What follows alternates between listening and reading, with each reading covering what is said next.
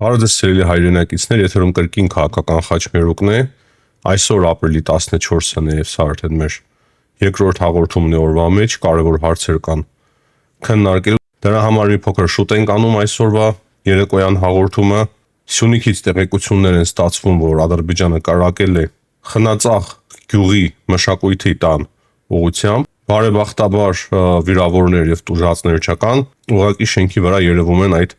կարակոցի հետևանքները։ Հայկական կողմը Ադրբեջանի իշխանություններին կոչ է անում հետաքննել մշակույթի տան ուղղությամբ տեղի ունեցած այդ կարակոցները, այդ լուսանկարները եւս կան, դա շատ կարեւոր է ֆիքսել եւ դրանից բացի շատ կարեւոր է նաեւ հասկանալ վերջին շրջանում Ադրբեջանը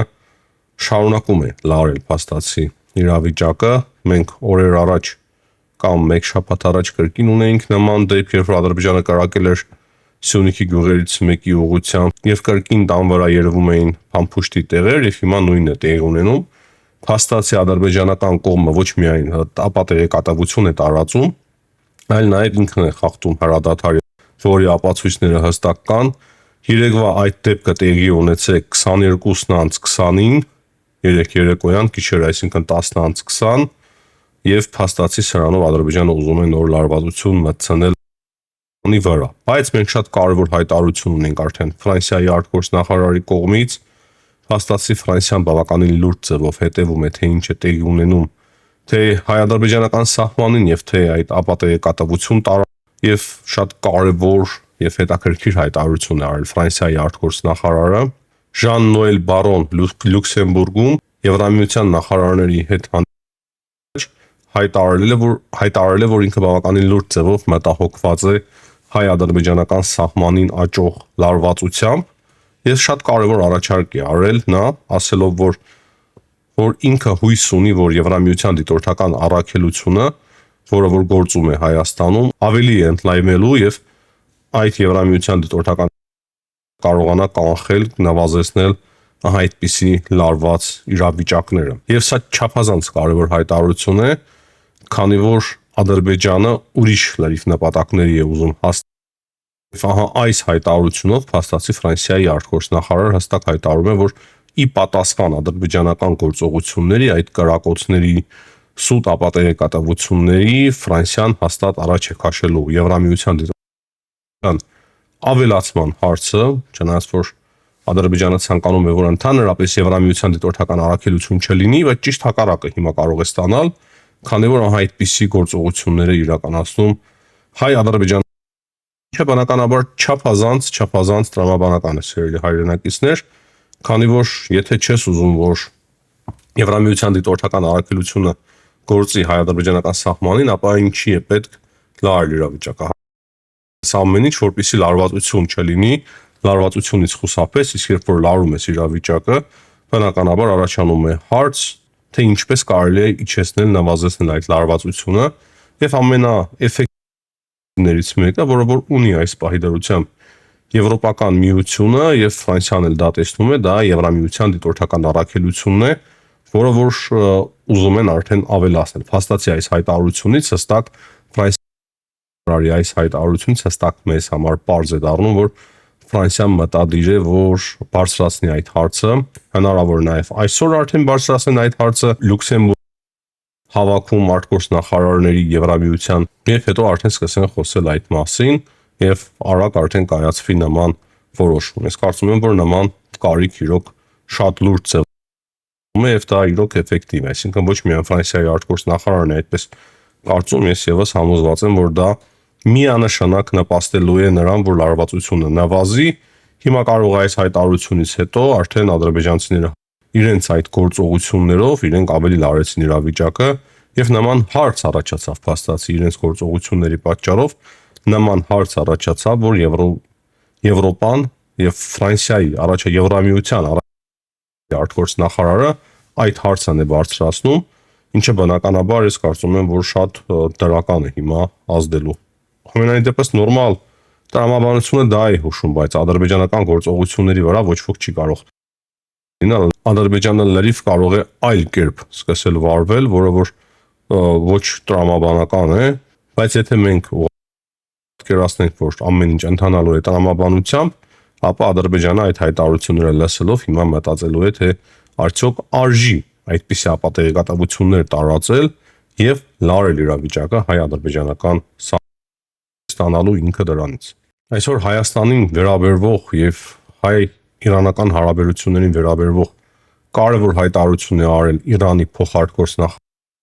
խոսել այն մասին, որ չափազանց կարևոր է, որ Իրանի եւ Հայաստանի միջև ստորագրվի ռազմավարական հարաբերությունների փաստաթուղթ, եւ նա նշել է, որ բավականին լուրջ տեքստի վրա է պետք աշխատել, բայց պետք է շտապել, պետք է պատրաստել լավ փաստաթուղթ եւ կողմերը շահագրգռված են, որ նման փաստաթուղթ լինի Հայաստանի եւ Իրանի միջև ռազմավարական հարաբերությունների մասով։ Այստեղ չափազանց կարևոր մեկ բան, որ Հայաստանը արդեն ունի այդպիսի փաստաթուղթ Ամերիկայի Միացյալ Նահանգների եւ Վրաստանի հետ, ճիշտ է, տարբեր մի փոքր փաստաթղթեր են, բայց հիմա Իրանը եւս ցանկանում է Հայաստանալ նման փաստաթուղթ մի կողմից լավ է, մի կողմից վատ։ Վատը ես տեսնում եմ միայն նրա մեջ, որ Իրանի եւ Ամերիկայի Միացյալ Նահանգների միջև ծայրաստիճան լարված են հարաբերությունները եւ հիմա կոնկրետ բանակցություններ են ընթանում, որոնք որ պարզ չէ թե ինչպես կավարտվեն եւ ինչ իրավիճակում կհայտնվի Իրանը, ինչ իրավիճակում կհայտնվի մեր տարածաշրջանը։ Մնացածի մասով, եթե Իրանի վրայից հանվեն ները, շատ ողջունելի կլինի, որ իրոք Հայաստանի եւ Իրանի միջև լինի նման փաստաթուղթ, բայց հիմա եթե նման փաստաթուղթ ստորագրվի Իրանի հետ, ես կարծում եմ, որ կարող է դա նաեւ խնդիրներ ինչ որ միտեղ համար հիմնականում ավելի շատ խնդիրներ է ստեղծելու, կարծում եմ, քան հնարավորություններ։ Եվ հենց նոր տեսա այն պաշտպանության նախարարությունը փաստացի սկսել է հերքել Հայաստանի պաշտպանության նախարարության կողմից տարածված այդ տեղեկությունը, որ Սյունիքի ուղղությամբ կրակել է Ադրբեջանը։ Իրենք էլ փորձում են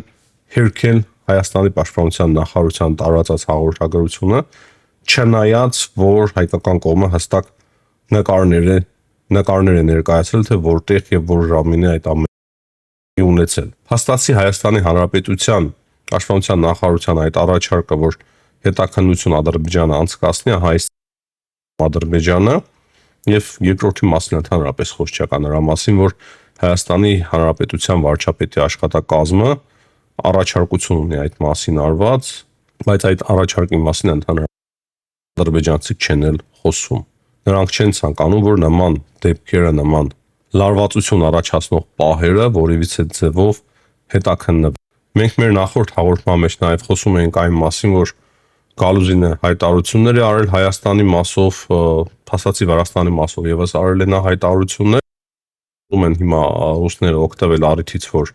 Վրաստանի եւ Եվրամիության միջև բարդություններ կան հարաբերությունները եւ Ամերիկայի Միացյալ Նահանգների ու Վրաստանի միջև նույնպես ուզում են օգտվել առիթից եւ առաջարկում են վերականգնել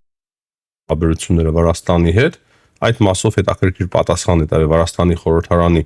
նախագահը, ասելով, որ Ռուսաստանը օկուպացրել է Վրաստանից տարածքներ եւ հիմնական խոչընդոտը դա է, որ դիվանագիտական հարաբերություններ Ռուսաստանի եւ Վրաստանի միջև։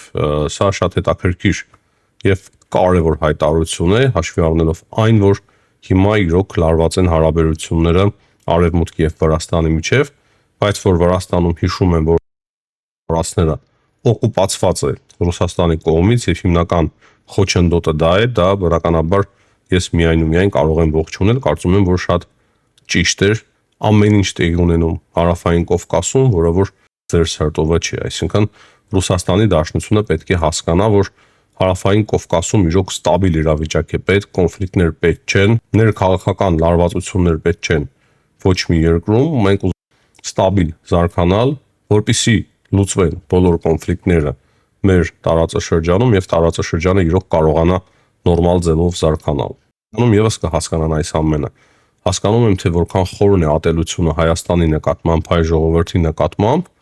բայց եթե իրենք տրվեն այդ ատելությանը եւ մենք էլ չկարողանանք մենք էլ չխաղաղության, դա վատ հետևանքներ կունենա թե Հայաստանի, թե Ադրբեջանի եւ թե Վրաստանի համար միանշանակ, այսինքն կողքից միշտ էլ կարողանալու են մեր վրան ազդել կայսրությունները եւ այդ կոնֆլիկտների, այդ լարվածությունների պատճառով երբեք մեր հարաբերությունները չեն կարող այդ հյուսիսային հարևանի հետ լինել հավասարը հավասարի, այսինքն այդ կոնֆլիկտները նրան պետք է, որպեսզի տիրոջ եւ վասալի հարաբերությունների մեջ լինենք միշտ Ռուսաստանի Դաշնության հետ։ Ու քանի որ քիչ առաջ նաեւ խոսում էինք Իրանի մասին, տեղեկություն կա, որ արդեն այս շաբաթվա վերջ Իրանի Աբբաս Արաքչին այցելելու է Մոսկվա եւ հավանաբար այնտեղ տեղեկացնելու է իր ռուս գործընկերոջ այն բանակցությունների հետ, որոնք որ տեղի ունեցան Օմանում։ Ես կարծում եմ, որ Ռուսաստանը եւս կա այս բանակցությունների մեջ, քանի որ երբ որ տեղի են ունենում Ամերիկայի եւ Ռուսաստանի միջև բանակցությունները, քննարկվում էր նա ուղղակի վերջի օրերի ընթացքում կարծես թե Իրանի հարցը արդեն չի քննարկվում Ռուսաստանի Դաշնության հետ կամ այդքան ակտիվ չի քննարկվում,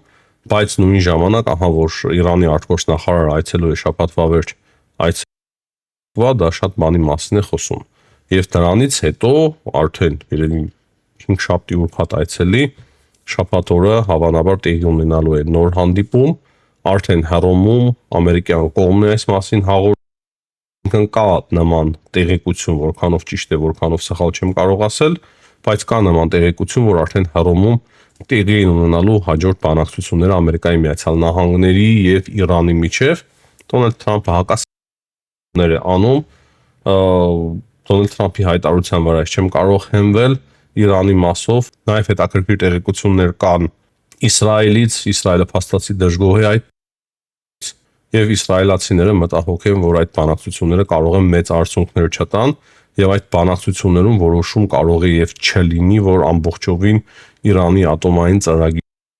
ասեցվի, այսինքն հակասություններ ամենայն հավանականությամբ կան Ամերիկայի Միացյալ Նահանգների եւ Իսրայելի միջև եւս։ Եվ վերջում սիրելի հայրենակիցներ տեղեկացնել, որ Եվրամիության արտաքին հարաբերությունների խորհուրդը ի թիվս այլ հարցերի քննարկելու է Հայաստանի եւ Ադրբեջանի միջև արկա զարգացումները արտգործնախարարների այսօրվա հանդիպման ընթացքում։ Ինչի մասին ես ասում էի մեր հաղորդման սկզբում, որ ամենայն հավանականությամբ այդ հարցը եւս մտցվելու է այդ քննարկումների մեջ։ Ես կարծում եմ, որ սա տեղի ունենում Ֆրանսիայի արտգործնախարարի առաջ միայն նա կարող էր նման առաջարկով հանդես գալ, կարծում եմ նաև այդտեղ կհնչեն կարծիքներ եւ առաջարկություններ, որ Եվրամիության դիտորդական առաքելությունը պետք է ավելացվի։ Այս պահի դրությամբ այսքանը, ցտեսություն, կհանդիպենք։